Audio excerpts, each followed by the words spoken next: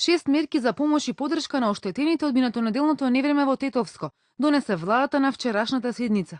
Земјоделци чии посеви беа оштетени до 26 август може да поднесат барање за проценка и надомесна штета до подрачната единица на Министерството за земјоделство во Тетово.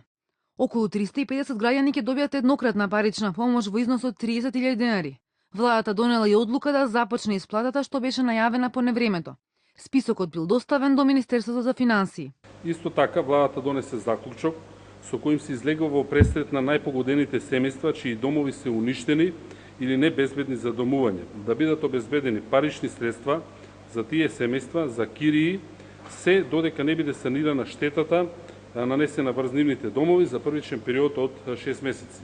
Имено Комисијата за надомест на штетите на терен утврди дека во неколку објекти ќе биде потребно да се врши рушење, бидејќи се небезбедни и за овие семејства владата соодветно ќе обезбеди средства да тие бидат сместени, бидејќи во овој момент нема да имаат каде да бидат сместени.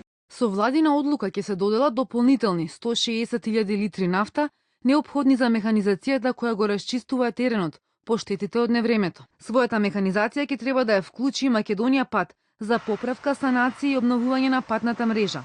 Владата ги задолжила и Македонски шуми во соработка со местното население, а по потреба и со Министерството за одбрана, да се обезбедат материјали за изградба на привремен дрвен мост во Тетовско порој. Од владата вела дека координативното тело ја следи состојбата на терен и доколку е неопходно, ќе се донесат и дополнителни мерки за граѓаните од погодените подрачја.